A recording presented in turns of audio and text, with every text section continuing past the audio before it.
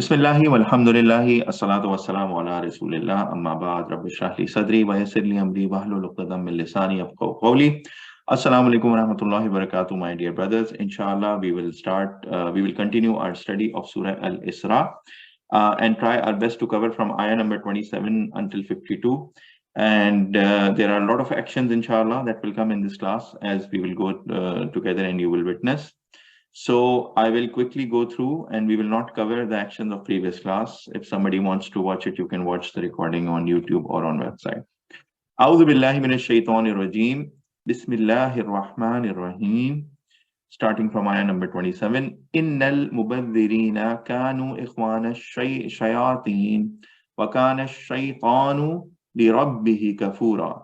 Indeed, the spendthrifts, meaning indeed who are al-mubadhirin, as we saw in the previous ayah 26, these are the people who overspend, who are lavish spenders, who are not careful spenders. They do israf, meaning they spend more than what it should be. So, innal mubadhirina kanu ikhwana shayateen. Indeed, those people who are spendthrifts or people who spend a lot more than what is needed are brothers of devil, of shaitan. وَكَانَ الشَّيْطَانُ لِرَبِّهِ كَفُورًا. And shaitan is ungrateful to his Lord. So Allah SWT is equating the people who overspend or who are not careful in terms of spending and who do israf to shaitan, because he was also ungrateful. So this is seen as ungratefulness. When you're not grateful for something, you're not careful about it. When you really prize something, when you are, then you will be really careful about it as well. So something that is really precious for you or something that you really value, then you don't just go about throwing it away, right? So, which is why as shaitan was ungrateful to Allah subhanahu wa ta'ala for all the bounties and everything and the position that he was granted. So similarly, those people who are granted let's say wealth or extra wealth above and beyond their needs, this is seen as a sign of ungratefulness if they continue to spend in a way that is not, they're not being careful. So moving forward, وَإِمَّا تُعْرِضَنَّ عَنْهُمُ ابْتِغَاءَ رَحْمَةٍ مِّن رَبِّكَ تَرْجُوهَا فَقُلْ لَهُمْ قَوْلًا مَيْسُورًا. And if you turn away from them, seeking mercy from your Lord, which you expect, then say to them a gentle word. So this is now in reference to ayah number 26 that we covered in the previous lesson, where Allah subhanahu wa ta'ala asked us to spend on our relatives, the people who are around us who are poor, or maybe people who are travelers. So now Allah subhanahu wa ta'ala is saying, if you are unable to help them and if you want to turn them away, then do it nicely. Don't be arrogant. Don't say that, no, I cannot help you or something like this. Just be polite and gentle and say that I cannot help you at this point in time. So you have to be gentle when you're turning people away who ask for help from you. وَلَا تَجْعَلْ يَدَكَ مَغْلُولَةً إِلَىٰ أُنْقِكَ وَلَا تَبْسُطْهَا كُلَّ الْبَسْطِ فَتَقْعُدَ مَلُومًا مَحْسُورًا. And do not make your hand chained to your neck and not extend it to its utmost reach so that you sit blameworthy and insolvent. Now, this is a very important ayah where Allah subhanahu wa ta'ala is giving us the golden rule to manage our financials throughout our lives. And I'm sure many of you, inshallah, you will complete your education or you've already started your jobs, or inshallah, you will start your business and you will manage financials for yourself as well as for your family. The income and how to spend and everything, right? You will do the wealth management. This is an amazing ayah that gives you the golden rule that you should hold on to throughout your lives. And what Allah subhanahu wa ta'ala is saying is, it's an analogy which says that, it's, imagine if your hand is chained to your neck. So it's like some people are so miser, or they spend so less that it is very difficult for them to spend. So, and do not make your hand change to your neck, meaning imagine if your hand is chained to your neck and if you try to pull away or to give someone, it will almost choke you. So spending to these people is like they are choking themselves. So they are so miser, they are so, they don't want to spend on people that it feels to them as if even when they're giving a little bit of wealth or even and they're trying to extend a little bit their hand, it feels like it's choking them. So it is so difficult for such people. So don't be like them for sure. And then the second part, and do not extend it utmost reach so that when you sit blameworthy and insolvent. So don't give away a lot of your wealth while you don't even have to spend, you don't have anything to spend for your own self. Now we will just spend a little bit more time on this ayah and the action for us, because as I said, this is a very, very important advice for us to manage our financials. Because when you get some wealth or when you get some money, then how you should spend and how you should balance it. So on one hand, there is a person who's a miser, who is just wants to keep his wealth for himself, and he feels like choking, almost choking, whenever he's trying to spend a little bit or help someone. So he's keeping everything to himself. So don't be like that. And then on the other hand, the person is giving it so much away, he's almost spending lavishly, so that he himself goes into poverty. So Allah subhanahu wa ta'ala is telling us, have the right balance. In order to understand this a little bit, I will just share with you a couple of scenarios. However, I want you guys to keep in mind, this is not like Sharia law, this is not like halal or haram thing, it's just a guidance. Because we know what is fundamental on us to spend is the zakat part of it. So we have been told to give a certain amount of zakat out of the hoarded wealth, the wealth that nobody is benefiting from. Out of that part of the hoarded wealth, we have been asked to give a certain amount in zakat. And obviously you can look into it in different in the Sharia law, and what are the proportions, and there is a lot of detail. And even the concept of zakat itself is so beautiful. And obviously on top of it, we have been asked to give in sadaqat and khairat to get all the blessings in this world as well as in the hereafter. But just to share with you this concept on being a miser, or on just giving it all away, I just wanted to share a couple of case studies that I will ask you to contribute and answer. So I want you to be ready. I will, in the next slide, I will ask a question, and I want whatever comes to your mind, whatever answer comes to your mind, I want you to answer, and then we'll have a discussion on it. So case study number one, question number one. Let's say somebody asks for help to pay off their medical bill. So something happened with someone, and let's say either themselves or someone in their family is really ill and they cannot pay off. So the bill is so high that they're unable to pay. Now, this will cost, let's say, 5,000. It can be $5,000, riyals, rupees, whatever you want to think. So 5,000. While you have extra 100,000 in your bank. So you already have some extra cash in your bank, and that is equaling to, let's say, almost 100,000. Now, in this situation, what should you do? Will you give them the 5,000, or will you ask them, no, I cannot take care of it? So what do you guys think? Anyone who would like to answer? What do you guys think we should do in this case? Should you help them out, or should you politely ask them, no, I cannot help you? So they're asking for 5,000 and you have about 100,000 extra. Anything that comes to your mind? Anyone? Fine. As a guidance, what we should do is we should help them, because it looks like that you have a lot extra. So you have 100,000 in your bank, that is, that is not, you don't have an immediate need, and somebody came and they asked you for 5,000. So this seems like that you can easily help them. I mean, you will be left with 95,000, and whatever you wanted to do with it, you can manage it. So in this case, it looks like that we should be helping them and not, asking them to turn away. There is another case, or let's say question. Let's say there is a very trusted Islamic scholar, a person that who is trusted in the community, and you also know, and they're giving in, they're contributing a lot to Islam. And what they are doing is they are constructing a Islamic school. Now they need about 1 million to buy the land and start construction. So somebody wants to build an Islamic school, and they want to they want to buy land, and this will cost them about 1 million. Now you can get that 1 million if you sell your business, which is your only source of income. So with this is your only source of income, which is your business. And if you sell away your business, you can eventually gather 1 million, let's say, to support and buy that land. Now, what should you do? Anything that you guys can think of? Anything that comes to your mind? So there is a need of, let's say, 1 million, and to buy land for constructing an Islamic school.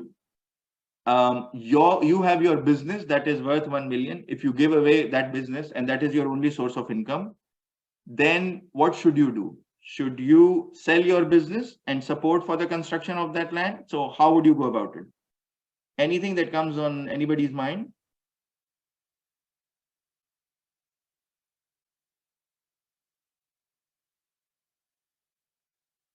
It's a complicated answer actually.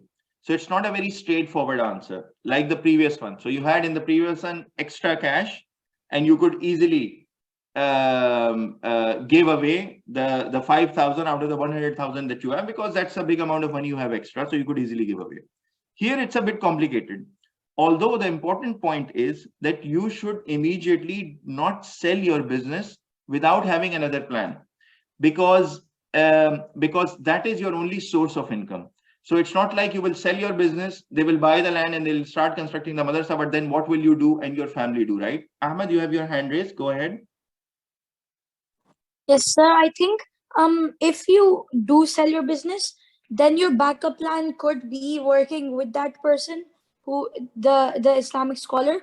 And if that madrasa becomes successful, then that also becomes a business and you can open more branches and then you can get even more money than you paid. Excellent answer, Ahmed. Jazakallah khairan. That's a very good point. So, which is why I said it depends on the situation. It's not really a straightforward answer. So maybe, I mean, if you can get into a partnership, or if that madrasa or Islamic school is going to generate some revenue and there will be a fee that will be charged, maybe you can run your household from that. So the important thing is that you need a backup plan. Nuruddin, you have your hand raised. Go ahead, please.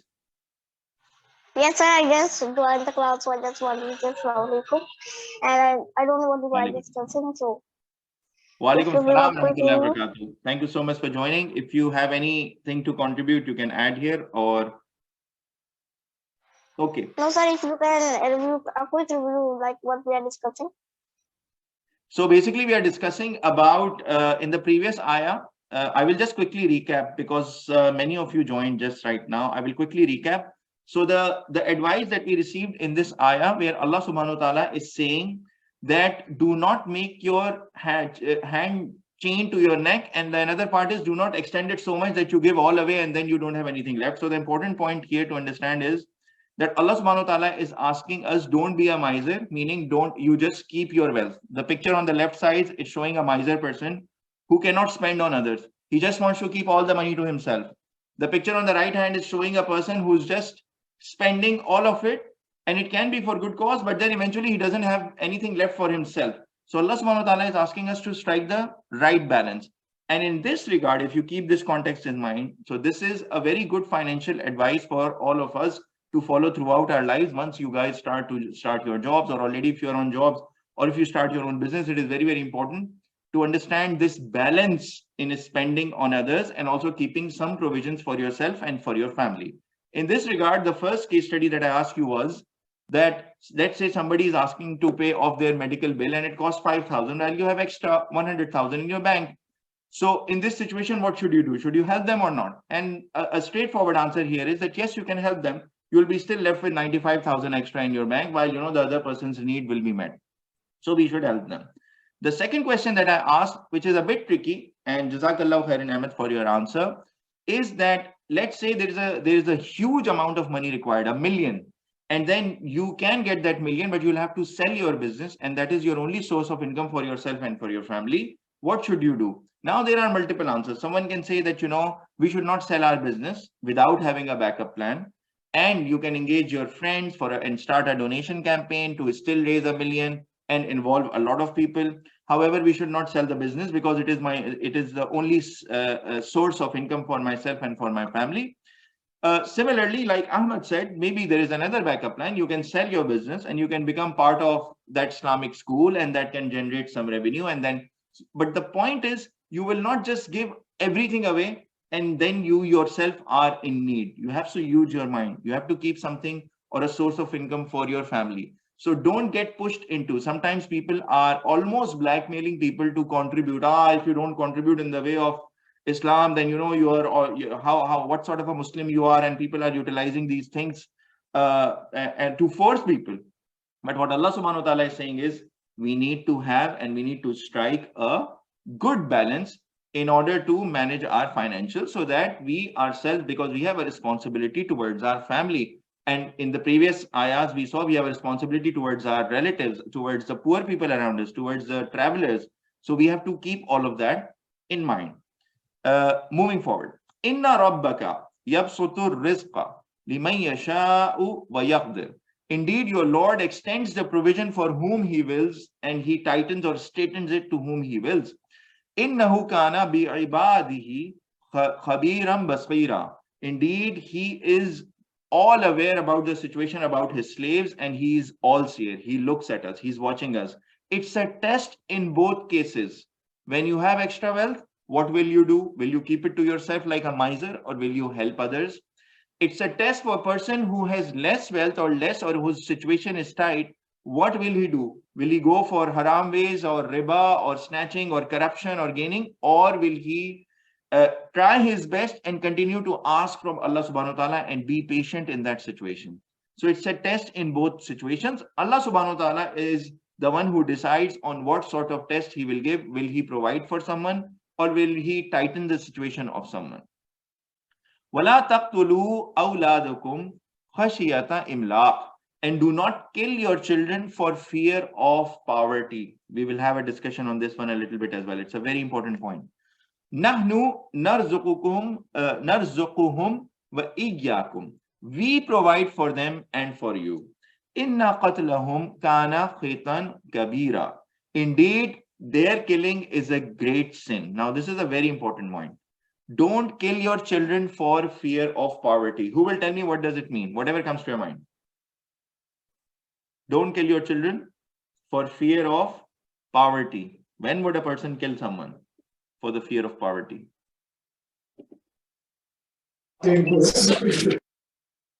Anything that comes to your mind? Sir, I think this means that so people like it's like children are an investment, so it's hard sometimes to pay for them. But I don't think kill means literally kill. It could also mean like using them in a wrong way, or No, I will tell you. what they need. So this also means in a literal way. So we'll discuss it. Okay. So anyone else? Yeah, we could take it like in the era of ignorant, like people would bury their girls.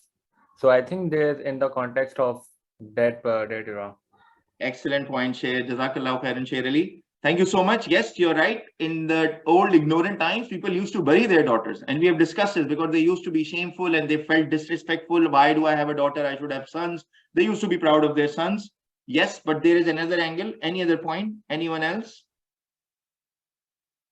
So basically what this means is, don't kill your children for fear of poverty. Meaning, sometimes people don't want to have children, and because they think, how will we provide for them?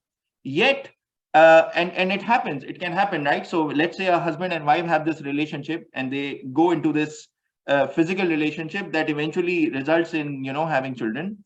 So this whole discussion on abortion. Abortion means when a female, she conceives a baby, however, they don't let it mature and they don't let it turn into a birth, and the baby is killed within. So this is called an abortion. So you abort a child that is inside you. Or sometimes what happens is, even today in our society, sometimes people out of fear of poverty, because they feel like in the future they will not be able to feed, educate this child or bring them up in a proper way. So they even throw away their children after birth. And a lot of children are still in some of the societies found in trash. And there are a lot of NGOs and organizations who are working, and they are telling them, don't throw or kill your children, just, give it to them, give it to us, and we will raise them as orphans or whatever. So the issue that Allah subhanahu wa ta'ala here is highlighting is really big. And Allah subhanahu wa ta'ala is saying, don't kill your children for fear of poverty. We are the ones who provide risk. So even though right now you may seem that if this child comes to my house, how will I provide for their food or their clothing or their eating or their education? And there are some families who are so poor, who sometimes think like this. But what Allah subhanahu wa ta'ala is saying in the previous ayah is, I am the one who provides you and them. So just like you are getting your rizq, you are getting your food, they will also get their rizq and their food. And Allah subhanahu wa ta'ala is the provider of them. And do not kill your children for fear of poverty. We provide for them and for you. So if you look at this ayah, Allah subhanahu wa ta'ala is saying, indeed, their killing is a great sin. So which is why Allah subhanahu wa ta'ala is saying that, we should avoid this behavior. So I hope this point is clear. Moving forward. وَلَا تَقْرَبُوا الزِّنَا إِنَّهُ كَانَ فَاحِشًا. And do not go near adultery or zina. Indeed, it is a big immorality. وَسَاءَ سَبِيلًا, and an evil way. So now the discussion is about zina. Now there are lots of actions that are coming our way, which is why I need your 100% attention. So here Allah subhanahu wa ta'ala is saying, don't go near zina, which is adultery. It's immorality and an evil way. So first of all, what is zina? Zina is basically when a man and a woman form that special physical relationship that they are supposed to do only in marriage. So if a couple is married, let's say husband and wife, the halal way of fulfilling their physical desires is that they do this relationship with only their spouses, or they get married and they fulfill this desire. However, sometimes unmarried people can get into this act, as well as married people can have this act outside with someone instead of their spouses. So a wife, if she forms this relationship with someone other than her husband, or similarly a husband, if he forms this relationship with someone other than his wife, then this is also adultery or zina. Or let's say somebody is unmarried and they have not married and they're still young or whatever, and yet they get into this relationship with a person who is not there, who they are not married with. So this is called zina and adultery. Allah subhanahu wa ta'ala is saying, don't go near zina, adultery. It's immorality, and it is a very, very evil way. Now, the important point here to understand is, zina kills the spirit of a person. So you're not killing the other person, but you yourself, you kill the spirit of the person. The person who's committing zina, his spirit or ruh gets killed, and makes the person lose respect for human lives. This is very important to understand, because once you commit this relationship, you don't respect the other person, because for them, I mean, you just use them for your desire and your lust, and then after that, they don't mean anything to you. And when you go into the nikah, or when you marry someone, then this is a special relationship that happens, and there are different objectives for it. You start your life together, you start your family together, you raise your children together. So it's like a family unit that gets established when this happens the halal way, which is via nikah and by marriage. However, when this is getting broken, then there are other things. So this destroys the social fabric of a society, the fabric of a society, versus having a married life that gives responsibility to people. And by the way, zina can also make you careless and irresponsible, because you don't have any responsibility. You don't have to take. I mean, you just do this, commit this act, you fulfill your lust, you fulfill your desire, and then you leave the other person away. So Allah subhanahu wa ta'ala clearly saying, don't go near zina, adultery. It's a morality and it's a very evil way. Now, what is the meaning of not going near zina? It is very important for us to understand how a person leads towards zina, because someone can say, zina, it's a big crime. No. I won't even go near zina because Allah subhanahu wa ta'ala says don't go near zina. And so I don't do the specific act of zina, right? So I am not getting into that relationship with a female, and I'm not performing that physical act that I am supposed to act. However, what does shaitan do? This is very, very important to understand. He makes it so easy as if it is no problem to go near it. Meaning, what are the things that can lead to zina? What are the things that can lead to desire or something, what are the things that can fuel the desire of a person that they end up committing zina? So Allah subhanahu wa ta'ala is saying, don't go near those things. So basically, shaitan, what his job is to put waswasa in our mind. Yeah, it's okay. I mean, you can talk to a non-mahram female and, you can be together, and it's okay to chat and all. It's okay to watch one picture or one, So by going near zina means that all of these shameful things, it can just simply start by looking at a picture that you're not supposed to look at, or a short video that got you forwarded, something your friend just sent you, These small acts can slowly lead to the bigger crime of zina, because slowly and gradually you get into it. And then because shaitan gets you into bigger and bigger things, and he keeps on whispering in your mind, so now you have done this, you've just watched a picture, fine, let's watch a video. How it is, we've watched this video, this video came of a famous person, now let me watch this famous person's video, then another, then a longer video, then all of this, then this also instills your own desire. Maybe you're married, maybe you're not married. If you're not married, then shaitan brings in, maybe, I can have a girlfriend, or I can have this relationship, and maybe with that girlfriend, I'm just meeting, I'm just talking to her, it's nothing, it's just chatting. Then it goes into another level and another level and another level. So this can lead you there. Similarly, a married person can say, no, I'm just married, I know, she's just my office colleague, or she's just my person, I mean, I'm just helping her. And or it can take a completely different angle. Sometimes it can take, and sometimes shaitan can put this waswasa in your mind, you're just doing a good job, you're trying to lead someone to Islam, or I'm just doing dawah, or I'm just doing these good works and all of this. We have Allah subhanahu wa ta'ala is saying, don't go near.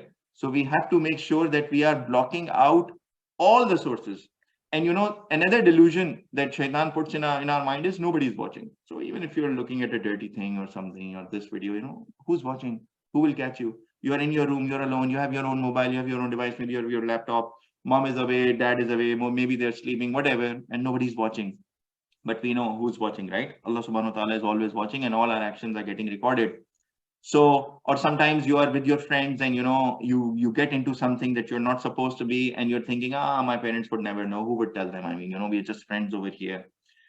What you need to understand is the last point that is mentioned in this third box, that things done in hiding are always fishy. There has to be something wrong. When you cannot tell this to someone, and when you cannot announce something, it means there is something negative into it that you should not be doing.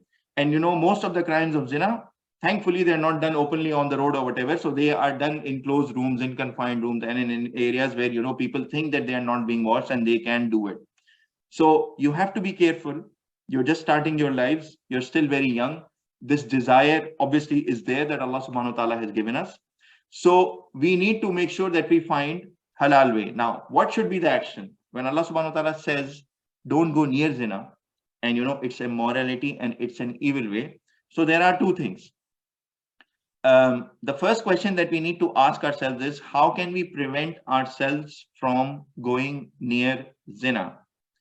Anyone would want to add here? How can we prevent ourselves? We just went through a detailed discussion of what can be the causes, how shaitan whispers, how he leads from small things to others. So if we were to take this action, don't go near zina, it's immorality and a very evil way, as Allah subhanahu wa ta'ala says it in the ayah that we just discussed, then what do you guys think? How can we prevent ourselves from going near zina?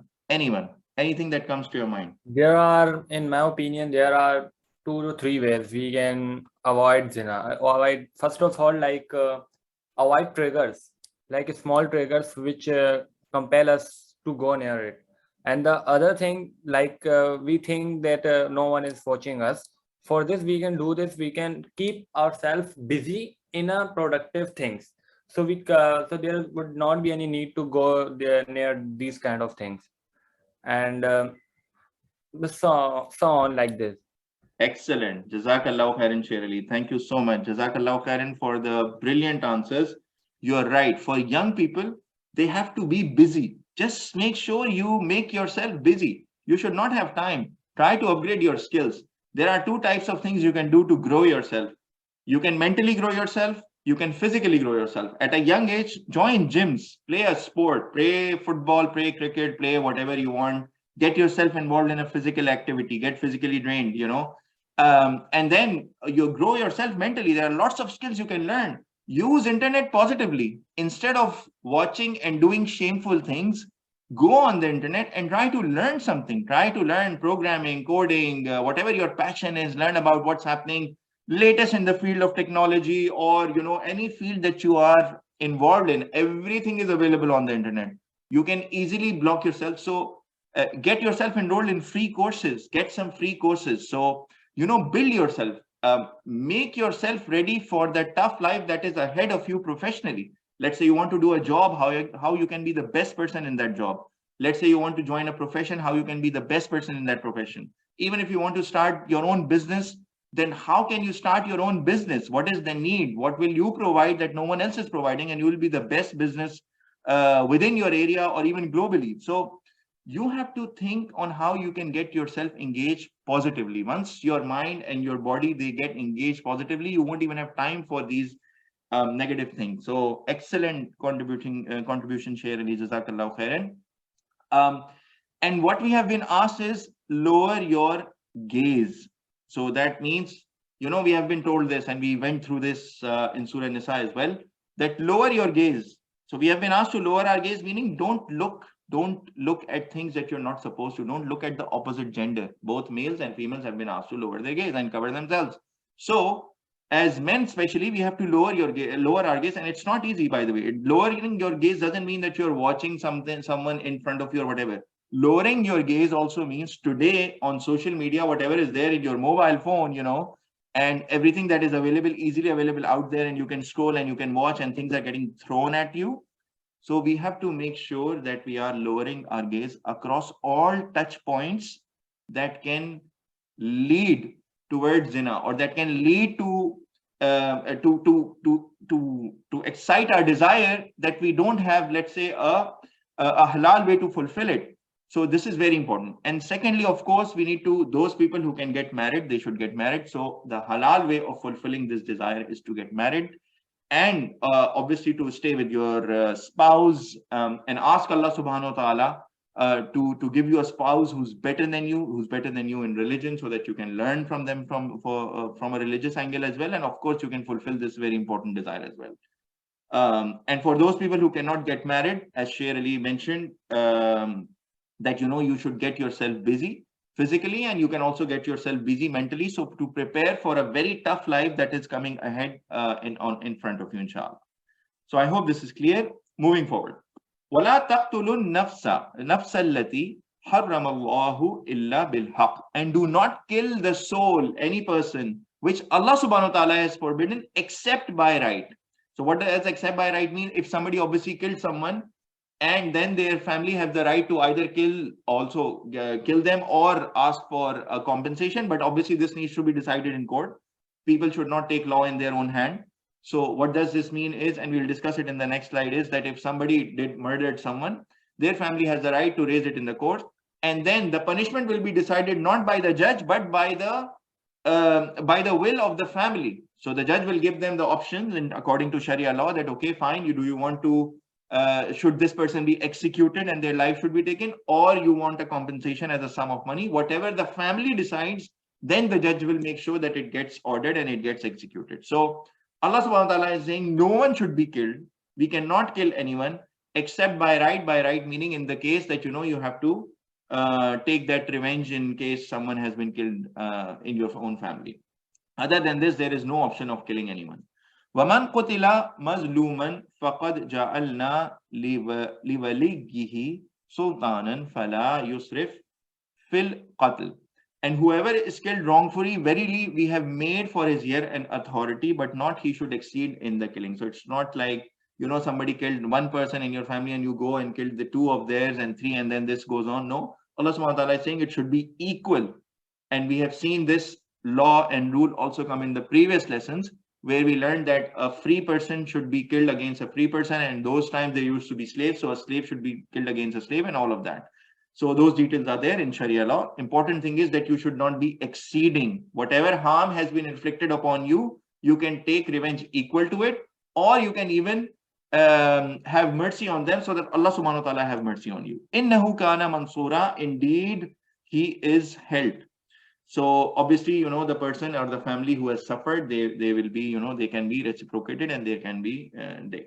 So the next step is, the action for us is don't kill anyone except by right. And if somebody kills someone for no reason, then their family has the right to choose punishment in court, not the judge. Judge will only pass the order once the family has decided, and then it will be executed by court or whosoever the law enforcing authority is. It should not be like, fine, somebody killed someone I know, and now I'll go and myself kill them. No, we have to follow the proper proceedings of the court. we are not allowed to take law in our own hands, because obviously judge needs to first determine that the murder that has happened, that is, yes, it is right and it was killed for no reason, and now the family has the right to take revenge, and then based on the family's will, this entire instruction will be handled by the judge himself. Moving forward, وَلَا تَقْرَبُوا مَالَ الْيَتِيمِ إِلَّا بِالَّتِي هِيَ أَحْسَنَ, and do not come near the wealth of the orphan except with what that is best, with your best intentions. حَتَّى يَبْلُغَ أَشُدَّ, until he reaches his maturity, and then you can pass over the wealth to that orphan. وَأَوْفُوا بِالْأَحَدِ, and fulfill the covenant. Innal ahda kana mas'ula, indeed the covenant will be questioned. Allah subhanahu wa ta'ala, we have a covenant or a promise with Allah subhanahu wa ta'ala, and we will be asked upon it if we gave rights to people that were obligated upon us. And here Allah subhanahu wa ta'ala is highlighting a very important right for the orphans, and the exact action for us is don't come near wealth of orphans except with best intention. So if there are orphans around you, let's say somebody's parents die, and now there are relatives all around those orphans, or friends or family, whosoever, then they should reach out to the orphans, not with bad intention. Fine, the children are little, I will just take care of them. Yeah, I will take care of them. And then people take all their wealth and start spending and treat them like servants. No, it should not be like it. You should have good intentions. Allah subhanahu wa ta'ala is protecting orphans who are also weakest in society. They cannot protect themselves. Sometimes orphans are too little.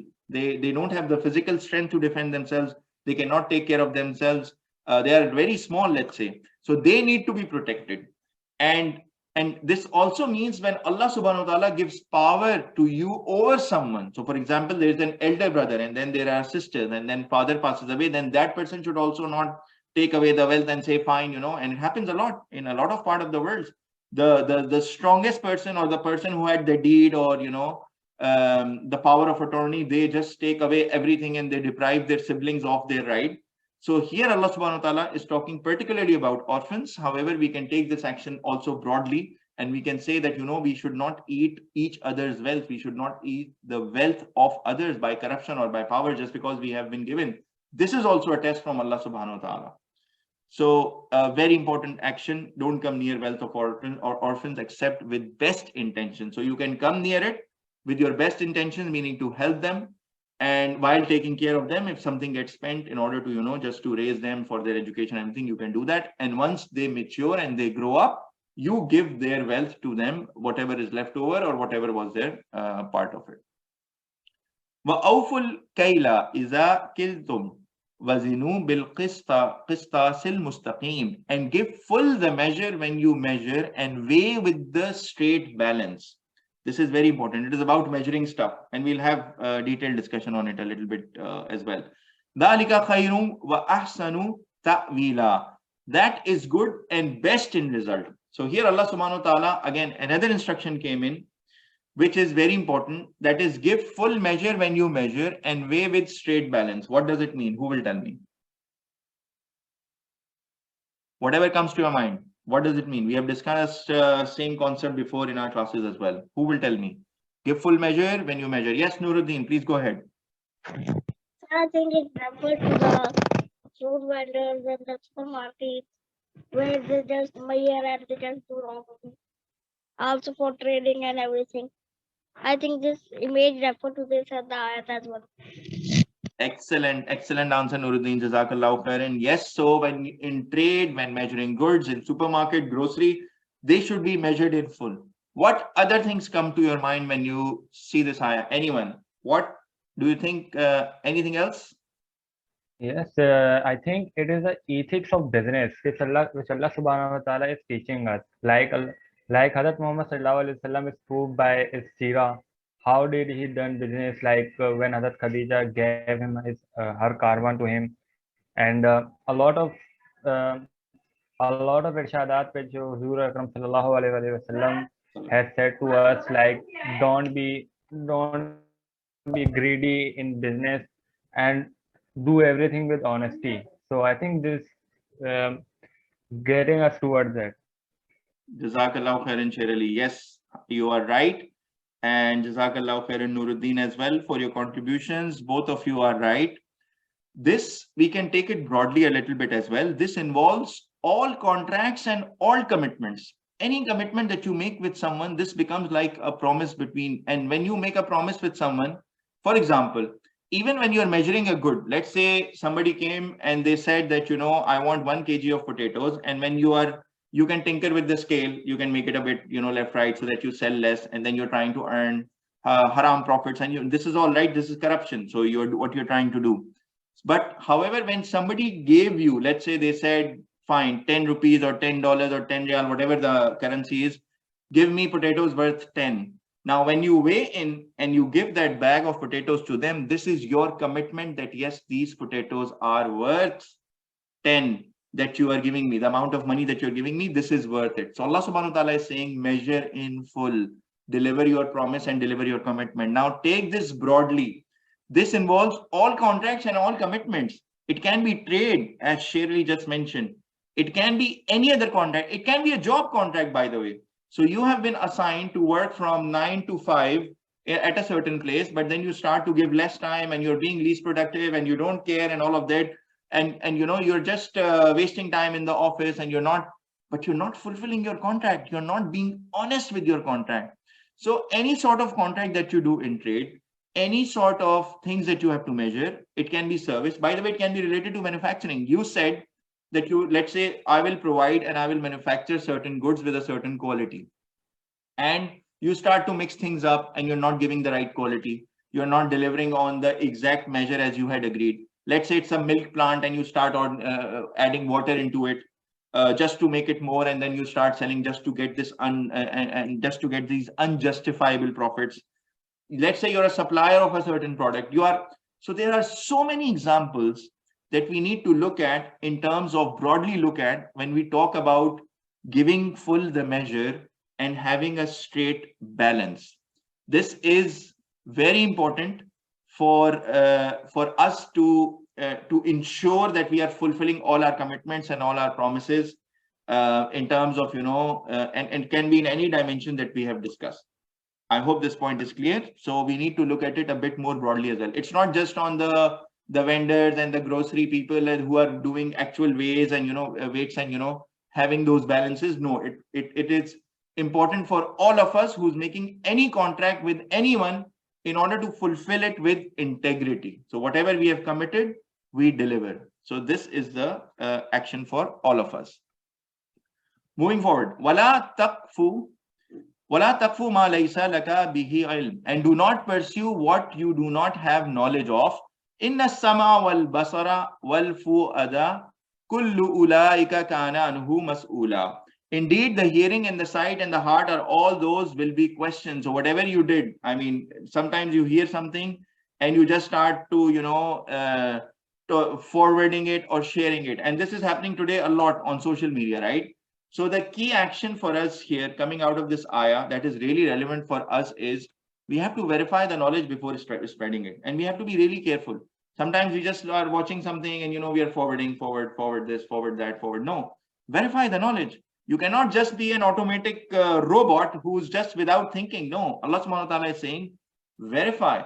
You cannot. So if you don't have complete knowledge of something and, and you haven't really utilized your hearing and listening and all your senses just to acquire knowledge, then, don't pursue or don't spread it. This is very, very important.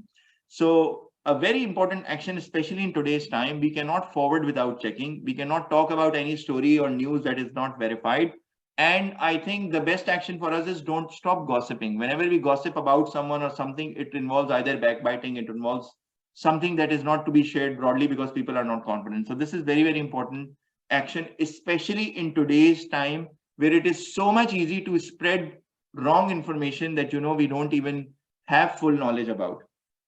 وَلَا تَمْشِي فِي الْأَرْضِ مَرَحًا, and do not walk in the earth with insolence. Insolence means when you are arrogant, when you're proud and you're, you have your chest full and you're walking as if, you have conquered the world and you think everybody is smaller than you. That's the meaning of insolence. So a person is an insolent person when they walk on the earth as if they are something big and, everyone else is below them and they don't care about anyone. إِنَّكَ لَن تَخْرِقَ الْأَرْضَ وَلَن تَبْلُغَ الْجِبَالَ طُولًا. Indeed, you will never tear the earth and you will never reach the height of the mountains. Allah subhanahu wa ta'ala is reminding us how small we are, how weak we are compared to the mountains and the power of the earth. And when the earthquake comes and when the mountains shake and even when lightning or thunderstorm comes or a flood comes, you cannot control us. So Allah subhanahu wa ta'ala is telling us, look around you, there are stronger things around you. It should make you humble. You should not be arrogant. So here another action is, don't be insolent. Don't be rude and arrogant towards other people. And why someone becomes insolent and why someone can become arrogant? Who will tell me? Anything that comes to your mind. How can a person be arrogant or insolent? Why would they become? Anything that comes to your mind? Fine. So always remember that all good or khair, all goodness, anything that provides goodness is from Allah subhanahu wa ta'ala. And Allah subhanahu wa ta'ala is testing us. And we are answerable about everything. Shayan, you have your hand raised. Did you want to say something? Yes, I wanted to answer. Okay, go ahead. So basically, people become arrogant and insolent when they get some sort of power or blessings. They don't see that they've been given it from they've received it from Allah, and they don't show gratitude or they're not thankful. So instead, they become arrogant. Excellent. And this is the answer. Jazakallahu khairan, Shayan. So always remember, all good and khair is from Allah subhanahu wa ta'ala, and we are answerable about everything. What does good mean? Any skills that you have, any capabilities you have a position, you are a governor, a prime minister, or a boss, or a CEO, or a manager, or whatever. Any power Allah subhanahu wa ta'ala has given you, maybe you're a judge, or even if you're a manager of a few people, that you have power over them and all of that, wealth, money, property. Don't let these things get to your head. Don't think, oh my God, I am something because I have all of this. No, the more things you have, the bigger your accountability, and Allah subhanahu wa ta'ala will ask you what you did with everything that I gave you. Did you help to further the cause of Islam, or did you just utilize and had fun with your own self and you were a miser and you were not helping others? And that became a source of arrogance for you. So the more things Allah subhanahu wa ta'ala provides you, it should make you more humble, and you should try to utilize it to help others and for the benefit of others. Kullu dhalika kana sayyi'uhu inda rabbika makruha. And all of the evil things Allah subhanahu wa ta'ala has, all that it's evil and it is hateful towards your Lord. And here the word makruh has been used. It doesn't mean that, it's not, because sometimes people can say, previous all of the things, zina and, killing another person and all of this is makruh. It's not really haram. No, it's not like that. Islam calls out a lot of the things that are haram, makruh in the Quran because they are hateful to Allah subhanahu wa ta'ala. So we need to look into the Sharia law specifically in terms of halal and haram. However, from a conceptual standpoint, everything that Allah subhanahu wa ta'ala has mentioned before, Allah subhanahu wa ta'ala is saying it is evil. So we should stay away from them. And as Allah subhanahu wa ta'ala says, don't go near zina, meaning don't go near such things. Shaitan would want us to go near all of these evils that have just been highlighted in front of us, the entire list. Shaitan would want us to go near them and go close to them, so that once you go near them, you end up indulging in them and getting involved in them. So Allah subhanahu wa ta'ala is clearly saying all of this is hateful, all of this is evil in front of Allah subhanahu wa ta'ala. ذَلِكَ مِمَّا أَوْحَى إِلَيْكَ رَبُّكَ مِنَ الْحِكْمَةِ. And that is from what has been revealed to you from your Lord of the wisdom. So Allah subhanahu wa ta'ala is giving us all of this because he is the wisest of all, and he has all the wisdom. And this means all this knowledge now coming to us, we need to action it as well, because knowledge without action is not being wise, right? And we have discussed this multiple times in the past as well. There is a flame, there is a candle burning. If you'll put your hand on it, it will burn. This is knowledge. But if you put it, then you're not being wise, right? Because you're burning yourself unnecessarily. So here as well, Allah subhanahu wa ta'ala is deploying all of this for us to take action from all of this knowledge. And Allah subhanahu wa ta'ala has all the wisdom behind everything and hikmah for everything. وَلَا تَجْعَلْ مَعَ اللَّهِ إِلَهًا آخَرَ فَتُلْقَى فِي جَهَنَّمَ مَلُومًا مَدْحُورًا. And do not make with Allah subhanahu wa ta'ala God, another God. Don't make partners of Allah subhanahu wa ta'ala, lest you should be thrown in hell. If you do that, you will be thrown in hell, blameworthy, abandoned, and ashamed. So if you make partners with Allah subhanahu wa ta'ala, meaning what? All of the instructions just now came as a guidance from Allah subhanahu wa ta'ala. Now people used to say, no, we don't follow this God, we don't follow this guidance, this is too harsh. We have our own God, and this is our God, and he's telling us to do this, and this is allowed and all of that. Or this sheikh told me that, this is allowed, and it was such in a specific way that it was revealed in Sharia law, and it doesn't apply to me. Don't try to find ways to do these things, because Allah subhanahu wa ta'ala is the only ilah, is our only God whom we need to worship, and we need to follow, and we need to love and fear, right? So for us, the direction and guidance coming from Allah subhanahu wa ta'ala in the Holy Quran and explained to us in the hadith of the Holy Prophet Muhammad sallallahu alaihi wasallam, and he showed all of this via his sunnah and his actions. This is enough for us. We should not try to find ways and try to find other gods and other sheikhs and other things and other that can, provide something lenient for us, which is easier for us to follow. No, it should not be, I have so much desire and I have so much this, I cannot just stay away from zina. So maybe it is okay for me because I am doing these 99 things that are amazing. But this one thing that I cannot let go of and, I cannot stay away from, I have so much desire, Allah subhanahu wa ta'ala, no, it is not allowed. So Allah subhanahu wa ta'ala is clearly mentioning, so do not make with Allah God other, lest you should be thrown in hell blameworthy and you will be abandoned.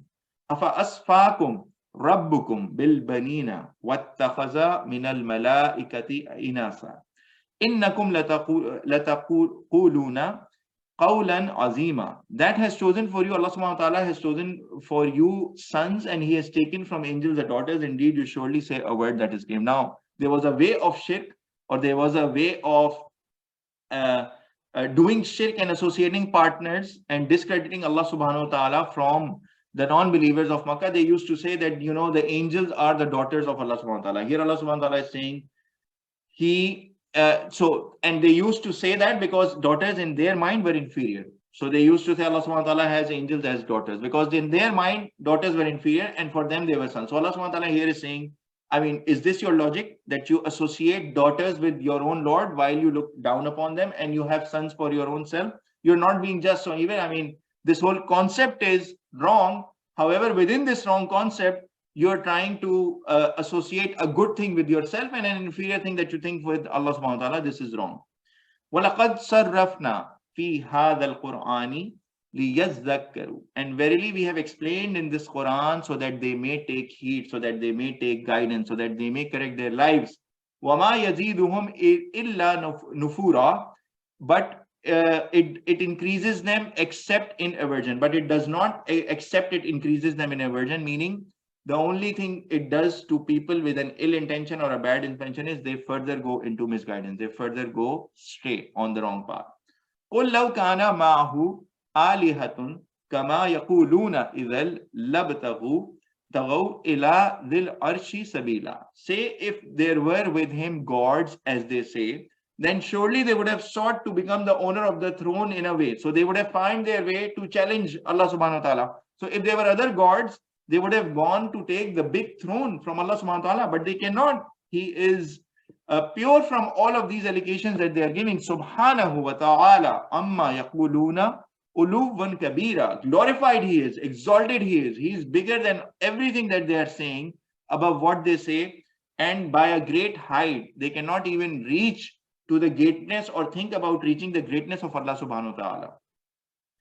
Tusabbihu lahu samawati Samavatus sab'u wala ardu wa man fihinna.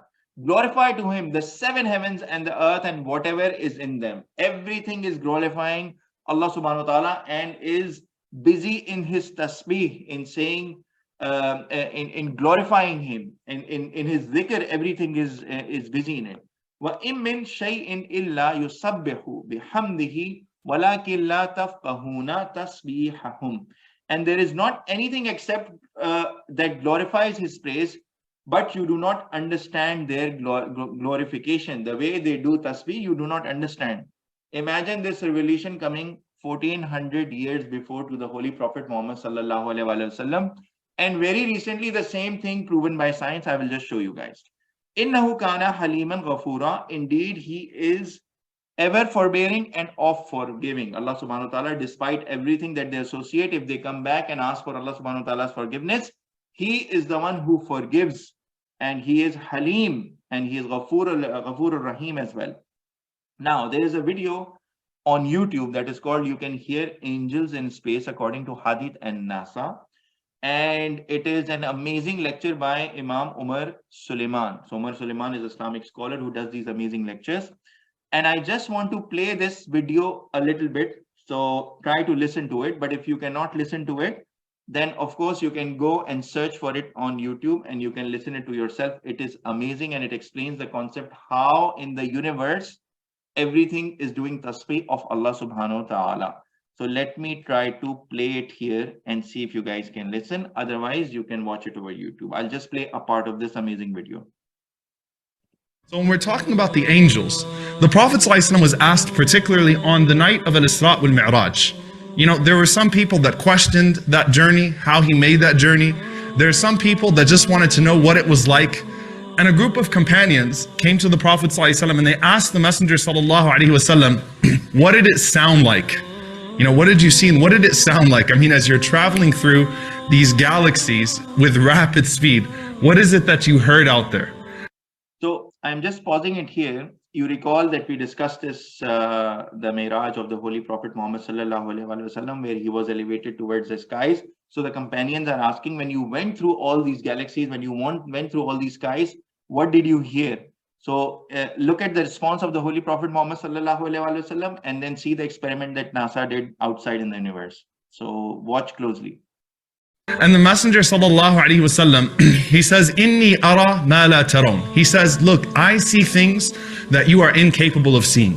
Wa asma'u ma la tasma'un."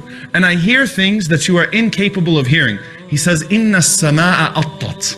Said the heavens are creaking. Attat means they are shaking violently. Wa huqqa laha an ta'it.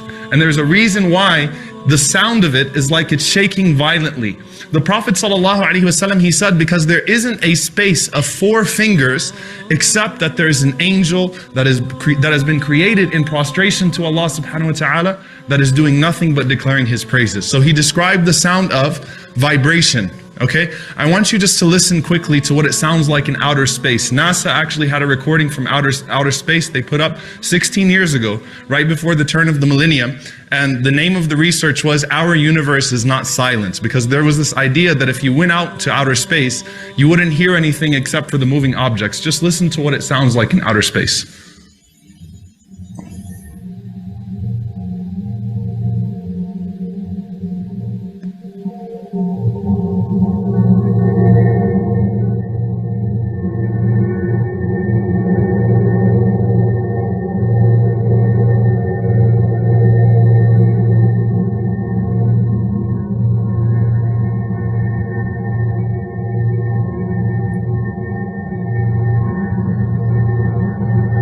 Obviously, so you guys can watch this later. I don't know, did any one of you get to listen to the sound?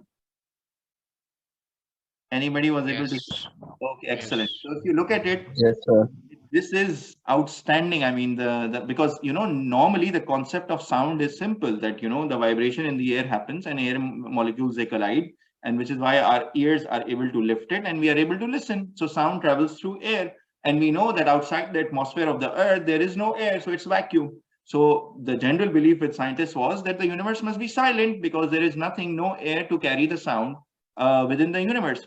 But what this amazing experiment revealed was, no, indeed, the universe is not silent. And if you listen to it closely and, you can search on it from the YouTube and just listen to it again, this is amazing that how, it seems like there are thousands and millions of angels who are there and who are doing tasbih and zikr of Allah subhanahu wa ta'ala.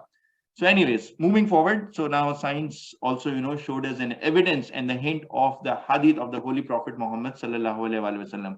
Yes, Shayan, you have your hand raised. Go ahead. This also shows that when Prophet Muhammad sallallahu alaihi wasallam went like thousands and thousands of years ago, he said that there is sound. And our scientists up till now are like, no, the world must be silent because of all of their scientific theories, and it just got proved wrong, as they said 16 years ago, which shows that there is actual proof that this event happened, the Miraj. Jazakallahu khairan, Shayan, for your contribution. Yes, you are right. And this is what we discussed in the previous class, and we have been discussing that everything in the Quran and the Hadith of the Holy Prophet Muhammad sallallahu alaihi wasallam continues to get proven by science. There has been not a single point that was disproved by science. So it's only a matter of time when science catches up to everything that was revealed and explained. So revealed by Allah subhanahu wa ta'ala in the Holy Quran and explained to us by the Hadith and Sunnah of the Holy Prophet Muhammad sallallahu alaihi wasallam. Everything gets continued to be confirmed. It's only a matter of time when science catches up to these concepts. Anyways, I just found it so amazing that I thought that I'd share with you guys in the class as well. Moving forward, how much time we have? The time is almost over. So what I'll do now is I will pause here at ayah number 44, and inshallah we will continue. We have about 7 or 8 ayahs left that inshallah we can continue and complete in our next class. I will quickly go through the actions because there were still many actions from this class that we already covered. Number 1 action was, don't be a miser, don't keep your wealth to yourself. And there has to be a balance. So we got an amazing financial advice that we can hold on to the rest of our lives from Allah subhanahu wa ta'ala, which is, don't be a miser, don't keep the wealth, then not give a single penny to everyone. So you have to strike a balance, keeping everything to yourself, and don't give everything away. So don't give everything away that you yourself become turned into poverty and then you cannot provide for yourself and your family. So have a balance between keeping everything to yourself and not giving a single penny to anyone, or giving everything away and not even having a provision for yourself. So we need to have the right financial balance so that we continue to support and help others and also sustain ourselves and our families. Don't kill your children for fear of poverty. Abortion, giving and throwing away kids, just fearing because, if we have this child, then who will be, we won't be able to feed him, we won't be able to clothe him or provide education, and how we, provide for him. Allah subhanahu wa ta'ala is saying, don't worry, I am the provider.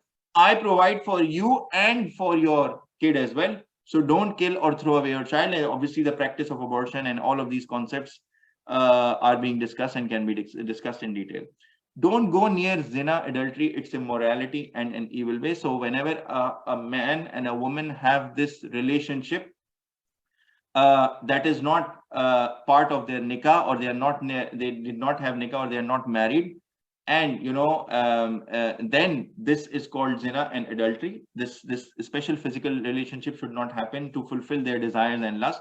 Allah subhanahu wa ta'ala said, don't go even near it. And we discussed multiple cases and we discussed multiple elements, how we can stay away ourselves and not go near these things. And because certain things, certain pictures, certain videos, certain shameful thing or act can instill this desire in you, and certain thing, shaitan can put waswasa in your mind, this non-mahram female is just, or a non-mahram male is just my, a colleague or a friend, and I'm just talking and I'm just doing good thing and whatever, and it can lead to certain things.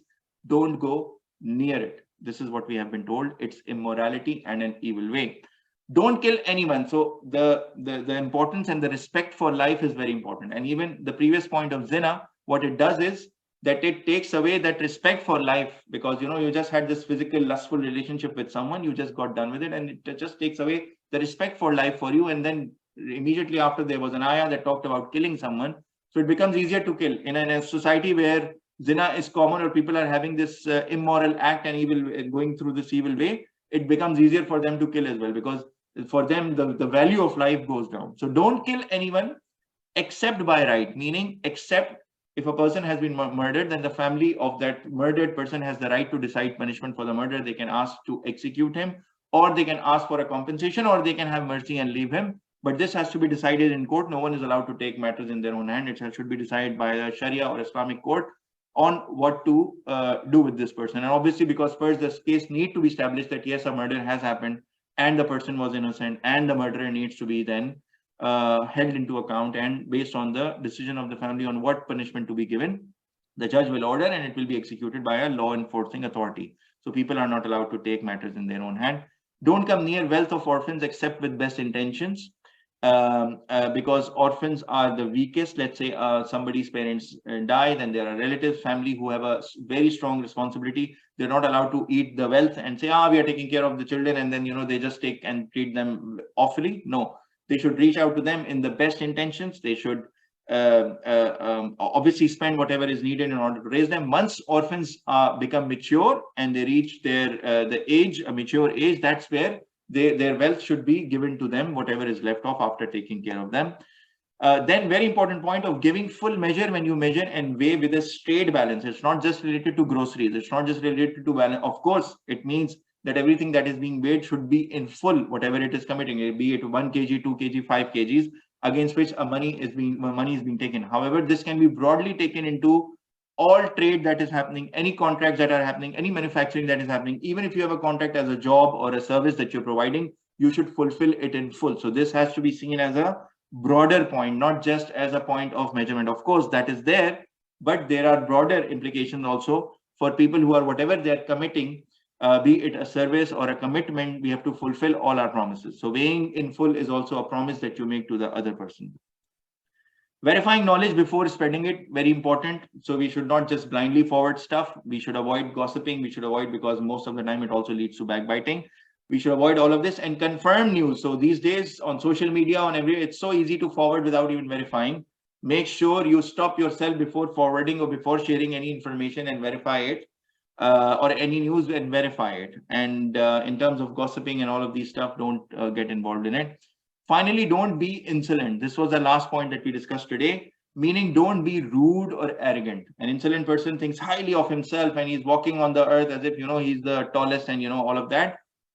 If we keep this in mind, that all goodness, khair, is from Allah subhanahu wa ta'ala, and we are answerable for everything that Allah subhanahu wa ta'ala has provided us, like the skills, wealth, power, position, money, property, anything that you have that can give this in your head, and shaitan can put this as, oh, you're something big, or you're great and everybody's insignificant versus you, then this is something that is not desired. And Allah subhanahu wa ta'ala is saying that, we should be more humble and not insolent, meaning rude or arrogant. With everything that Allah subhanahu wa ta'ala has given us, this becomes an even bigger responsibility on what we will do with these things that Allah subhanahu wa ta'ala has provided us, versus a person who doesn't have anything. Let's say they have to be patient, but for a person who has a lot, he will be answerable for all the things that Allah subhanahu wa ta'ala gave them. So this marks the end of today's lesson. Any comments, any final words before we close? Okay, subhanallahi wa bihamdihi, subhanakallahumma wa bihamdika, ashhadu an la ilaha illa anta, astaghfiruka wa atubu ilaik. Purity belongs to Allah and all praise be to Him. Purity belongs to you, O Allah, and all praise be to you. I bear witness that there is none worthy of worship besides you, and I beg forgiveness from you, and I repent before you. Assalamu alaikum wa rahmatullahi wa barakatuh, my dear brothers. Inshallah, we will meet same time next week. Wa alaikum assalam wa rahmatullahi wa barakatuh. Inshallah.